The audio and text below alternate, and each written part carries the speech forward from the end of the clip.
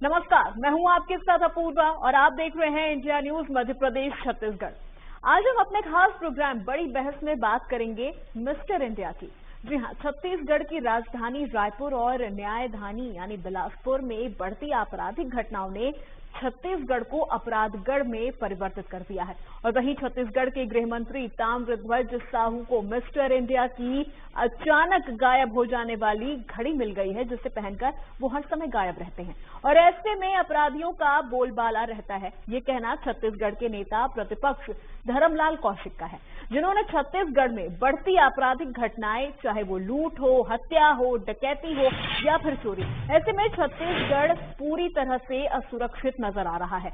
गृह मंत्री ताम्रध्वज साहू की नामौजूदगी को लेकर धर्मलाल कौशिक ने अपनी खींच निकाली और साफ तौर पर कहा कि बोनी कपूर द्वारा निर्मित मिस्टर इंडिया की वो घड़ी अब ताम्रध्वज साहू को मिल गई है, जिसे पहनकर वो प्रदेश में समय समय पर गायब हो जाते हैं। ऐसे में अब बीजेपी और कांग्रेस में राजनीति तेज हो गई है।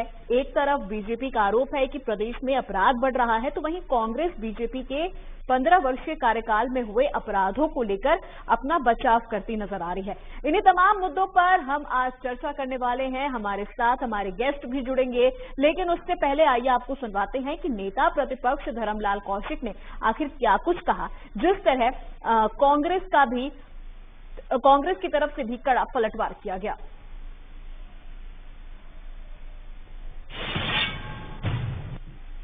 देखो, पर डे आप सवेरे उठ करके जब समाचार पत्र पढ़ेंगे, टीवी आप देखेंगे, तो लगातार ये आएगी कि आज यहाँ पर चाकू की घटना हुई है, आज यहाँ पर हत्या हो गई है, यहाँ पर घायल हो गए हैं।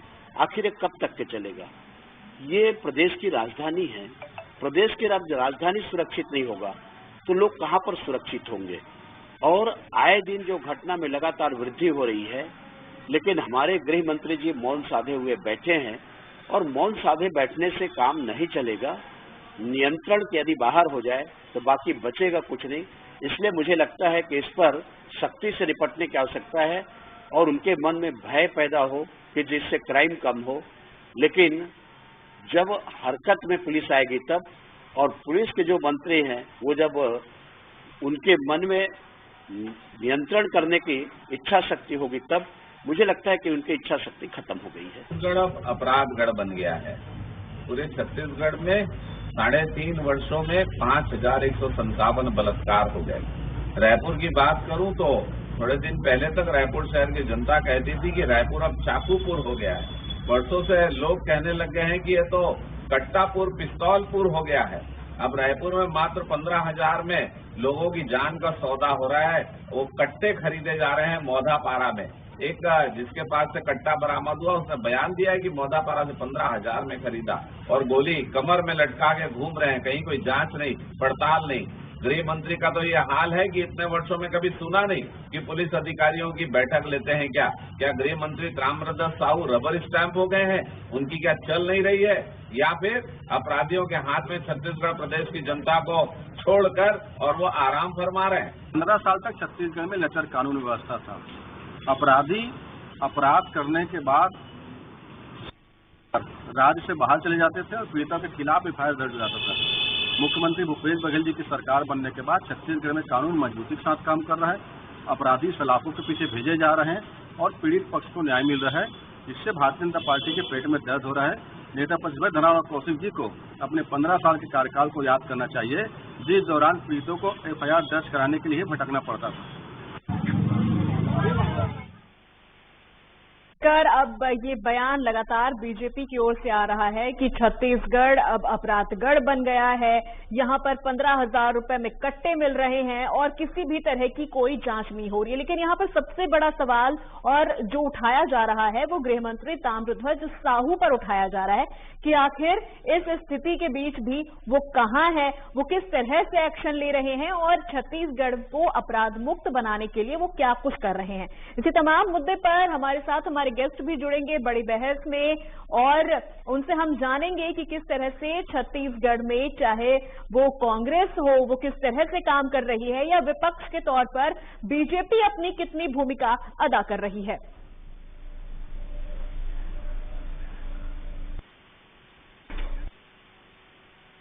तो जिस तरह से लगातार बीजेपी की ओर से ये सवाल खड़ा किया जा रहा है और सबसे ज्यादा यहाँ पर जो तंज कसा जा रहा है ताम्रध्वज साहू पर, वो ये कि क्या उन्हें मिस्टर इंडिया की वो घड़ी मिल गई है जिसे पहनकर वो गायब हो गए हैं, क्योंकि वो कहीं नजर नहीं आ रहे हैं। कभी ये खबर नहीं आती है कि वो कोई प्रशासनिक बैठक ले रहे हैं, कभी ये खबर नहीं आती है कि वो पुलिस विभाग के साथ अपराधों को रोकने के लिए किसी तरह की कोई बैठक ले रहे हैं, किसी तरह का कोई निर्देश दे रहे हैं। तो जिस तरह से सवाल यहाँ पर खड़ा हो रहा है बीजेपी की ओर से, इसी सवाल के तमाम जवाब भी हम यहाँ पर कांग्रेस से लेंगे और क्यों बीजेपी को ऐसा लगता है ये भी हम उनसे ही जानने की कोशिश करेंगे इस पूरे खबर के दौरान। तो आपको बता दें कि छत्तीसगढ़ पूरी तरह से असुरक्षित है, ये लगातार बार बार बीजेपी की ओर से कहा जा रहा है। रायपुर को लेकर कहा जा रहा है कि वहां 15,000 रुपए में कट्टे मिल रहे हैं। खुद ये बात कबूल की गई है उन अपराधियों की ओर से।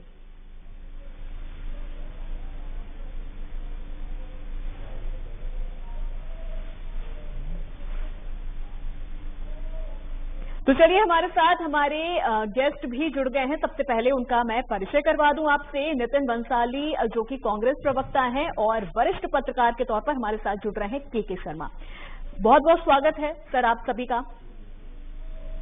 नितिन जी, सबसे पहले आपसे ही सवालों की शुरुआत करती हूँ। जिस तरह से ताम्रध्वज साहू पर ये आरोप लग रहा है, ये सवाल खड़ा हो रहा है उनको लेकर कि आखिर वो कहाँ है छत्तीसगढ़ में, जिस तरह से अपराध बढ़ता जा रहा है, वो किसी तरह की कोई प्रशासनिक बैठक नहीं ले रहे हैं, पुलिस अधिकारियों की वो किसी तरह की कोई बैठक नहीं ले रहे हैं, आखिर वो हैं कहाँ और इस आरोप में कितनी सच्चाई है? देखिए, भारतीय जनता पार्टी इस प्रदेश में मुद्दा विहीन और चेहरा विहीन हो चुकी है। मैं आपकी स्टोरी में देख रहा था पूर्वा कि आपने ये बताया कि धर्मलाल कौशिक जी कह रहे थे कि मिस्टर इंडिया हो गए हैं, कौन सी घड़ी पहनकर गायब हो जाते हैं। तो मिस्टर इंडिया कौन थे? ये फिल्म के मिस्टर इंडिया की बात कर रहे हैं। तो मिस्टर इंडिया जो थे उसमें अनिल कपूर ने जो रोल किया था, जिस फिल्म की धर्मलाल कौशिक जी बात कर रहे हैं, देखिए उसने एक अच्छाई के लिए ही काम किया था। मिस्टर इंडिया जो मोगेम्बो उस फिल्म में एक कैरेक्टर था मोगेम्बो जी, उसको खत्म करने का और बुराइयों से लड़ने का काम उस मिस्टर इंडिया ने किया था। पर मुझे ऐसा लगता है कि धर्मलाल कौशिक जी और पूरी भारतीय जनता पार्टी आजकल मुझे लग रहा है कि 90 के दशक की फिल्मों की तरफ ज्यादा देख रही है और आंखें जो है इनकी कमजोर हो गई है। मोतियाबिंद होता है पर इन सभी को मोतियाबिंद की बीमारी हुई है।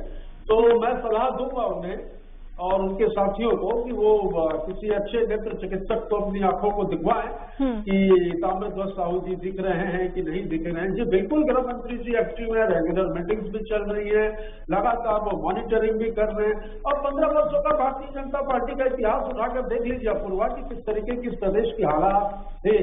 आज आप देखिए राजधानी रायपुर में आसानी से आप 2 बजे तक घूम फिर सकते हो, किसी प्रकार की कोई वो नहीं है। छत्तीसगढ़ पुलिस ने, छत्तीसगढ़ सरकार ने खासकर महिलाओं को भय मुक्त वातावरण देने की कोशिश की। और एनसीआरबी के भी यदि आंकड़े उठाकर हम देखें तो एनसीआरबी के आंकड़ों में भी ये बात साफ जाहिर हो रही कि छत्तीसगढ़ में 2018 के मुकाबले में अपराधों में कमी आई है। और जहां पर अपराध हो रहे हैं वहां पर पुलिस त्वरित कार्यवाही भी कर रही है, अपराधियों को पकड़ भी रही है। और लेकिन यहाँ पर बीजेपी का एक और आरोप है सर, वो ये कि रायपुर की अगर बात कर ली जाए तो वहां पर जो अवैध हथियार हैं वो बहुत आसानी से अपराधियों को उपलब्ध हो जा रहे हैं। 15,000 रुपए में कट्टे मिल जा रहे हैं, कमर में अपराधी गोलियां लटका के घूम रहे हैं, किसी तरह की कोई जांच नहीं हो रही है, कोई चेकिंग नहीं हो रही है। ये आप कैसे कह सकती हैं अपूर्वा कि जांच नहीं हो रही है? ये तो कुछ भी ये मैं नहीं कह रही हूँ सर, ये मैं नहीं कह रही हूँ, ये बीजेपी की ओर से आरोप लगाया गया है। जी, धर्मलाल कौशिक जी, आदरणीय धर्मलाल कौशिक जी ने कहा है ना, तो ये कट्टे पकड़ा कहाँ से रहे? यदि वो पकड़ नहीं रहे हैं तो कहीं से तो आखिर पुलिस ने की ना छापेमारी की, कट्टा पकड़ा। और बिल्कुल इस मैटर में देखिए जो कई सालों से जो बदमाश जो वारंटी थे, जो इस प्रदेश में भारतीय जनता पार्टी के नेताओं के संरक्षण में देखा घूम रहे थे, पुलिस ने उनको पकड़कर सलाखों के पीछे पहुंचाने का काम भी किया है। लगातार चाकुओं की जब्ती, लगातार वारंटियों की धरपकड़, रात्रि गश्त, सीसीटीवी कैमरे, सारी चीजों से छत्तीसगढ़ की पुलिस जो है वो लैस है और बिल्कुल जो है भयमुक्त माहौल है। और कहीं पर यदि कोई घटना हो भी रही है तो उसको मैंने जैसा कि आपको बताया कि इस विषय पर जो है वो तत्काल पुलिस जो है वो कार्रवाई कर रही है। पर हाँ, एक बात ये जरूर कहूंगा कि किसी एक घटना पुलिसिंग पे या पूरी सरकार पे प्रश्न चिन्ह नहीं लगा सकते। ठीक है, के शर्मा जी, आपका रुख करती हूँ। जिस तरह से नितिन जी ने कहा कि पूरी तरह से अपराध मुक्त हो रहा है छत्तीसगढ़, भय मुक्त हो रहा है छत्तीसगढ़, लेकिन जिस तरह से बीजेपी का आरोप है, बीजेपी यहाँ पर ताम्रध्वज साहू को मिस्टर इंडिया से उनकी तुलना की जा रही है, और क्या वाकई आपको भी लगता है कि छत्तीसगढ़ अपराध मुक्त हो रहा है, लोगों में अब वो भय नहीं है, वो खुलेआम सड़कों पर घूम सकते हैं? देखिए अपूर्वा जी, अपराध नियंत्रण एक निरंतर प्रक्रिया है। इसके लिए पुलिस को लगातार गश्त पेट्रोलिंग की आवश्यकता होती है, और चूंकि 7 राज्यों से घिरा हुआ है तो छत्तीसगढ़ में सीमावर्ती क्षेत्रों में वहां पे नाकेबंदी की आवश्यकता पड़ती है ताकि बाहरी अपराधी छत्तीसगढ़ में प्रवेश न करे। इसके साथ ही जिला स्तर पर भी इस प्रकार की कार्रवाई होती है। लेकिन जैसे जैसे हम महानगर की ओर आगे बढ़े, चाहे रायपुर बिलासपुर की बात करें, तो यहाँ पे देर रात तक युवक जिस तरह से स्पीड गाड़ियां लेके चल रहे हैं और जिस तरह से नशाखोरी बढ़ रही है, इसको देखते हुए पुलिस को लगातार इसमें सक्रियता की आवश्यकता है और गश्त को तेज करने की आवश्यकता है, खासकर बाहरी इलाकों में। शहर में जैसे विकास हो रहा है उसी तरह से नया रायपुर की सड़कें जिस तरह से बनी हुई है वहां पे स्पीड चलते रहते हैं, मोटरसाइकिल में युवक प्रतिस्पर्धा करते दिखते हैं। ये अलग विषय। मेरा कहने मतलब ये है कि इस विषय में जो बात आ रही है, गृह मंत्री पर आरोप लगाया तो गृह मंत्री का जवाब आना चाहिए। उन्होंने इस टाइप के अधिकारियों को लेकर बैठक लिए क्या निर्देश दिए, तो ये बात आने की घटना ये है कि कल कट्टा के साथ युवक यदि कट्टा चलाते हुए अपने हाथ जोखिम हो जाता है और उससे बयान आता है कि रायपुर में ही उसने इसको कट्टा खरीदा है, तो ये जांच का विषय है। कट्टा चलाने वाला गिरफ्तार हो ठीक है, लेकिन कट्टा कहाँ से आ रहा है? एक बड़ा गिरोह हो सकता है दूसरे राज्य से आ रहे हैं कि यहाँ कोई कारखाना बन रहा है। ये दूसरी चीज, बिलासपुर में जो घटना हुई उसमें पुलिस वालों पर अवैध शराब बेचने वालों ने हमला कर दिया। ये एक बड़ा मामला होता है जब पुलिस पर हमला होता है। इसका तात्पर्य ये जाता है कि अपराधियों पर कहीं कहीं खौफ कम हो रही है। अपराधियों को खौफ बनना चाहिए, पुलिस का खौफ होना चाहिए, कानून का भय होना चाहिए, कानून का एक वातावरण निर्मित होना चाहिए, जो कि कहीं ना कहीं कुछ कमी दिखती है। जैसे घटनाएं जो होगी, पहले भी घटनाएं हुई, ऐसा नहीं है कि यहाँ पे राजनीतिक घटनाएं भी हुई, सभी प्रकार की घटनाएं लगातार हो रही है। लेकिन वर्तमान में जो देखने को मिल रहा है कि इस पर नियंत्रण की आवश्यकता है। जो पुलिस अधिकारियों का मुख्यमंत्री ने बैठक लेकर के बैठक मिली, उसके बाद इनका ट्रांसफर भी लगातार हुआ है। इस ट्रांसफर के बाद नए जब पुलिस अधिकारी आ रहे हैं तो एक अच्छा वातावरण की आवश्यकता महसूस की ताकि आम लोगों में सुरक्षा हो। मैं मानता हूँ कि छत्तीसगढ़ में इतनी स्थिति नहीं जैसे अन्य राज्यों से तुलना करें, लेकिन हम बेहतर की बात करें, जो वर्तमान स्थिति उससे हम बेहतर क्या कर सकते हैं, इसके लिए लगातार जी बिल्कुल, जो स्थिति है हम उसमें क्या बेहतर कर सकते हैं कि आगे इस तरह की परिस्थितियां सामने ना आए। हमारे साथ बीजेपी नेता उमेश घोरमोड़े भी फोन लाइन पर जुड़ गए हैं। उमेश जी, बहुत स्वागत है आपका इंडिया न्यूज में। जी नमस्कार। जी उमेश जी, आपके जुड़ने से पहले मेरा सवाल नितिन जी से था कि जिस तरह का आरोप बीजेपी की ओर से लगाया जा रहा है, खासतौर पर गृह मंत्री ताम्रध्वज साहू को लेकर, उनका कहना है कि ऐसा कुछ भी नहीं है, छत्तीसगढ़ में भयमुक्त छत्तीसगढ़ है, अपराध मुक्त छत्तीसगढ़ है और तमाम तरह की जो कार्रवाइयां हैं अपराधियों पर जो होनी चाहिए वो हो रही है। आप कितना सहमत है इससे और क्या कहना चाहेंगे आप इस पर?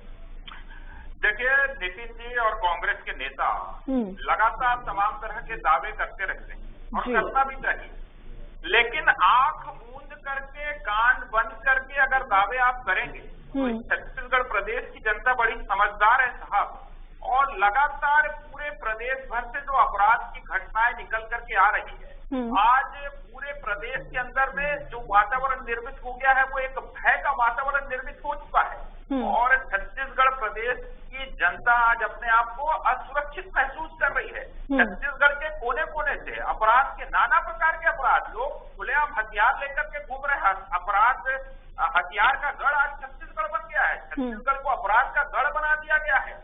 नशे के मामले में लगातार छत्तीसगढ़ अग्रसर हो रहा है। हत्या, लूट, बलात्कार, डकैती, सामूहिक बलात्कार की घटनाएं लगातार बढ़ रही है। और मैं अपने वक्तव्य को आगे बढ़ाऊं उससे पहले एक छोटा सा आंकड़ा जो इन्होंने सदन के अंदर में पेश किया है, और ये आंकड़े बताते हैं कि प्रदेश के अंदर में किस प्रकार से अपराध को रोक पाने में छत्तीसगढ़ की सरकार पूर्ण रूप से विफल रही है।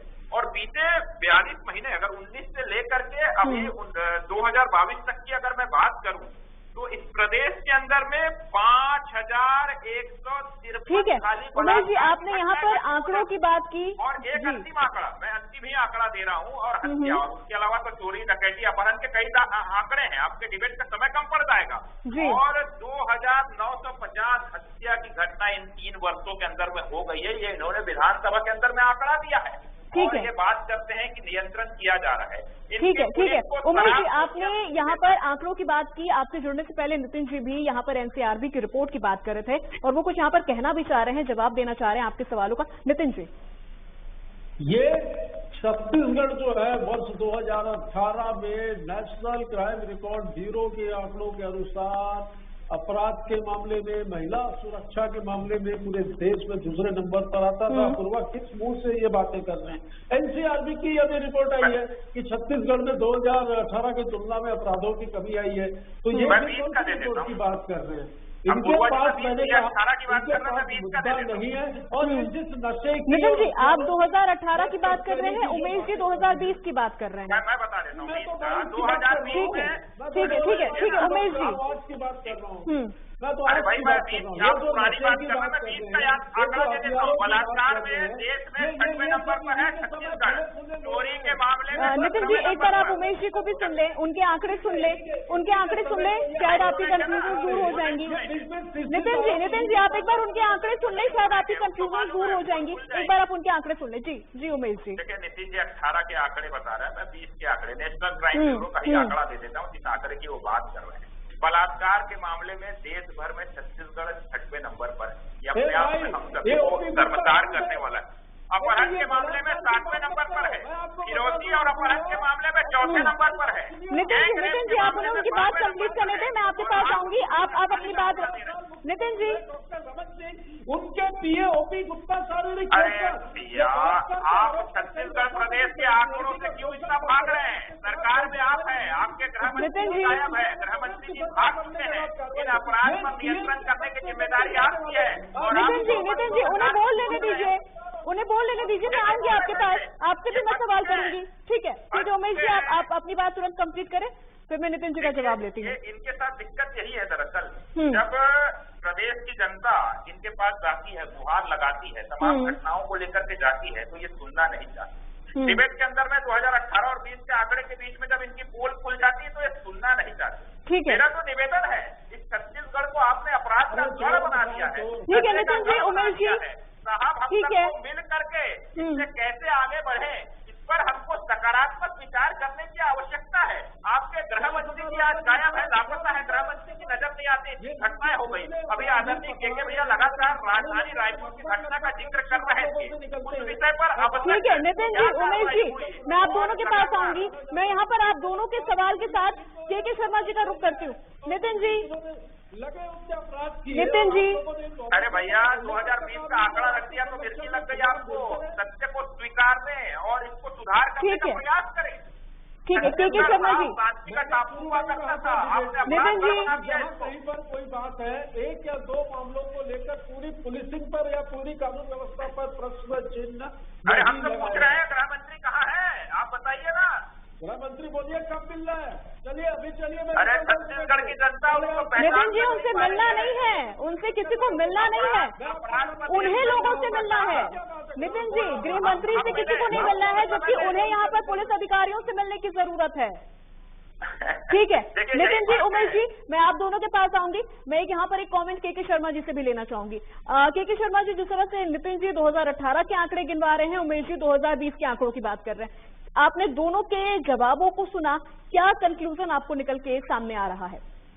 देखिए ये हमेशा चुनाव तक चलेगा। कांग्रेस भाजपा का 15 साल के बनाम अभी 5 साल जो चुनाव 5 साल पर ही चुनाव होना है ये दिख रहा है। तो हिंसा को लेकर अपराध को कैसे नियंत्रित किया जाए भविष्य में, इस पर बात होनी चाहिए। जो घटनाएं अभी तात्कालिक हो रही उस पर कैसे नियंत्रण हो, ये नेशनल क्राइम ब्यूरो की रिपोर्ट सबको मालूम है, लगातार उस पर चर्चा हो रही है। 2030 के आंकड़े हैं, आज हम 2022 में खड़े, 2020 जी वही के शर्मा जी चर्चा ही तो बस हो रही है। मैंने 22 का भी आंकड़ा नितिन जी आंकड़े गिनवा रहे हैं, उमेश जी आप भी आंकड़े गिनवा रहे हैं। इन आंकड़ों को कम करने के लिए क्या किया जा रहा है? आंकड़े बताने से नहीं हो जाता है ना, आंकड़े बताने से आप अपनी जिम्मेदारी से मुक्त नहीं हो जाएंगे। उड़ीसा से जो गांजा की तस्करी कि आप देखें मध्य प्रदेश तक में छत्तीसगढ़ होते हुए जाता है, इसके बीच में एक भीड़ में गाड़ी घुस गई थी, ये भी आंकड़े आए हैं। जो घटना हुई उसी के आधार पे अपन बात करें तो जो बच्चे हैं, नाबालिग बच्चे जो हैं वो एक हमला कर रहे हैं। यहाँ पे रायपुर में इसकी घटना 2 दिन पहले हुई। तो ये युवाओं में जिस तरह से आ रहा है, ऑनलाइन चाकू जो खरीदने के मामले लगातार यहाँ पे सामने आ रहे हैं, इसको रोकने की आवश्यकता है। ये कट्टा का जो मामला आ रहा है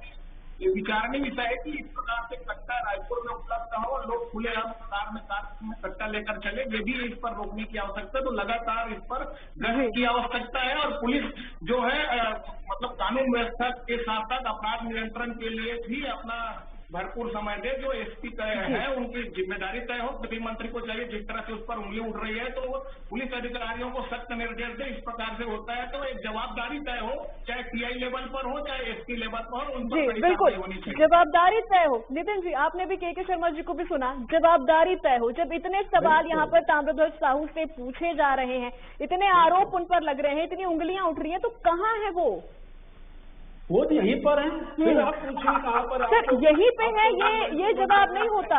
आप अपूर्वा रिपोर्टर को भेज दीजिए, मैं अभी 1 to 1 करवा देता हूँ। ये मत कहिए वो सर 1 to 1 करवाने से, उनकी बाइट ले लेने से, उनका इंटरव्यू ले लेने से छत्तीसगढ़ के अपराध कम नहीं हो जाएंगे। ठीक है सर, एक फाइनल कमेंट यहाँ पर मैं आप दोनों से अब लूंगी। कार्रवाई की जा रही है। ठीक है, ठीक है। नहीं बोले बीजेपी के समय जो एचएम स्क्वाड, होम मिनिस्टर ने अपना एक स्क्वाड बनाकर जो रुपयों की वसूली का काम किया था, ये कोई नहीं बोला है प्रदेश में। गोरमोड़े जी और भैया भी बहुत अच्छे से जानते हैं, शर्मा जी भी बहुत अच्छे से मालूम है उनको, मुझे बताने की आवश्यकता। ठीक है, आप तीनों मेहमानों का बहुत बहुत शुक्रिया हमसे जुड़ने के लिए और इस पूरे मुद्दे पर हमसे बातचीत करने के लिए। जिस तरह से यहाँ पर कांग्रेस की ओर से भी आंकड़े गिनवाए जा रहे हैं, बीजेपी की ओर से भी आंकड़े गिनवाए जा रहे हैं, लेकिन जवाबदारी की बात अगर यहाँ पर आ रही है तो सबसे पहला सवाल ये उठ रहा है कि छत्तीसगढ़ के गृह मंत्री ताम्रध्वज साहू है कहाँ।